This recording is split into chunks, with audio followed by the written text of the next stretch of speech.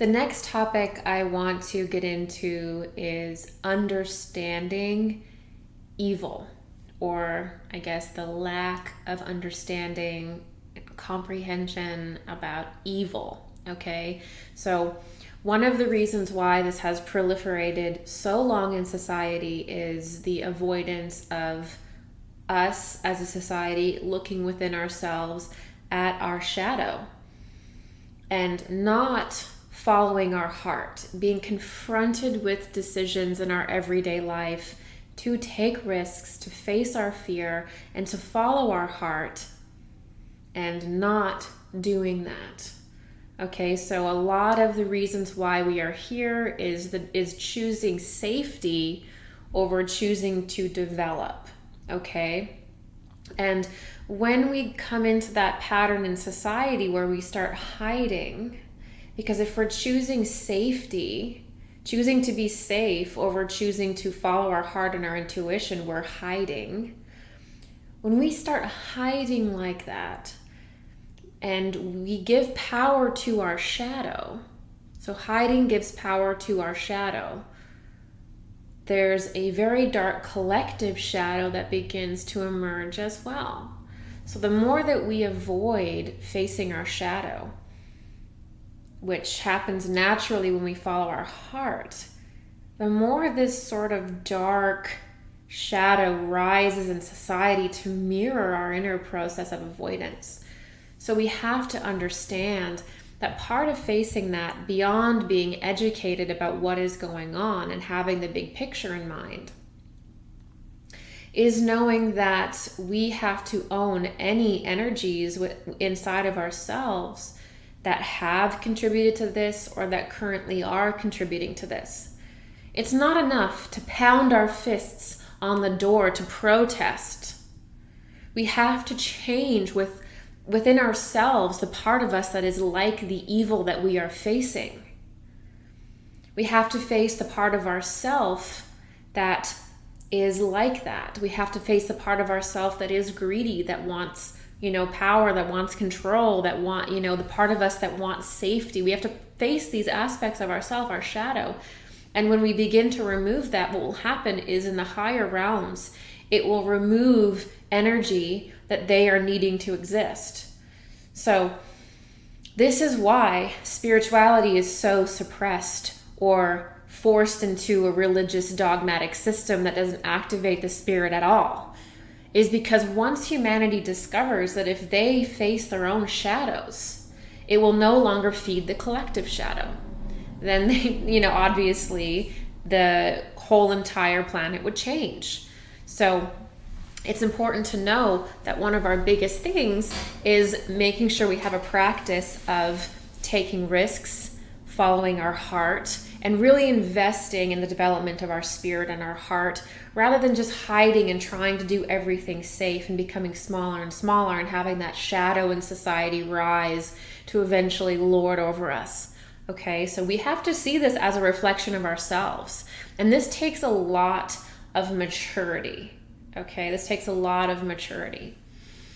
And the faster that we start doing this, the better, because the more that this progresses, looking at this level of darkness in society, psychopathic level of society, brings forward our shadow anyway. It brings forward our fear, our mistakes, times we've cheated ourselves. Now, we don't have to be as severely distorted and demented as these people, but whatever we do have in there is going to automatically come up. And that's actually a huge part of the grieving process that is going on. It's not just that our world is going to be different now. It's that we are having to face parts of ourselves that we have been avoiding. Okay? So we have to kind of enter this process of darkness within ourselves and get a handle on that, so we can depotentiate a lot of what's going on and get ahead of what this process really is, or get aligned with what this process really is.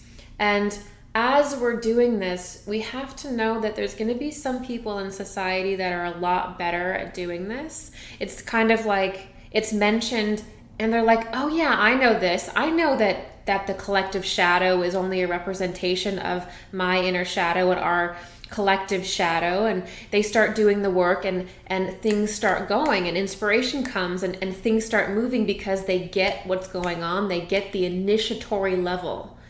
Because we're all going through an initiation in humanity. The first one I mentioned was releasing leadership as parental figures and being sovereign. The second one is being able to obviously face our shadow. And people get it and they're like, yes, okay, I'm facing my shadow. And they start benefiting from this situation, actually. They begin to get spiritual rewards. They begin to heal. They begin to get new inspirations that become the foundation of really a new society. A new them. This can be used positively, okay? But there's also going to be some people who cannot do that. They've chosen safety their whole lives. They've hidden their whole lives, and they've had many opportunities to open their heart, to connect with their spirit, to think about the big picture of what's going on, to read about MK Ultra, to read about Project Mockingbird, to challenge the narrative. They've had a long time to challenge the narrative, and we live in an internet age. So there's been a lot of it literally would take 3 seconds to challenge a narrative today. And they've chosen not to do that. And as individuals, we have to let people choose to not move forward with their life. And this is one of the hardest things, I think, for empaths and really caring individuals, is to see people choose to continue to erode and degrade as human beings. We have to understand that that is their choice, and that allowing people to be sovereign and choose whatever they can choose, at the end of the day, choose whatever they choose is loving, okay? We can't force people to wake up. We can't force people to face their shadows and to realize that they matter. You can't force someone to realize that they matter. And even when we try to force people to look, to see how beautiful we think they are, it doesn't work that way. They think that we're mocking them sometimes, or it goes in this really weird way. If anyone's ever tried to reason with somebody that's already in a very deep downward spiral, it can get very convoluted, because their perception becomes very, very different than your own. Okay, they cannot perceive love the same way, okay? So we have to allow people to go down whatever path they want. And at the same time, we have to be doing our work and helping anybody who does want to listen, okay? So that is part of understanding evil, is understanding evil within ourselves, or understanding shadow within ourselves, and understanding that people in society have a choice to completely dedicate themselves to that path should they choose to, okay?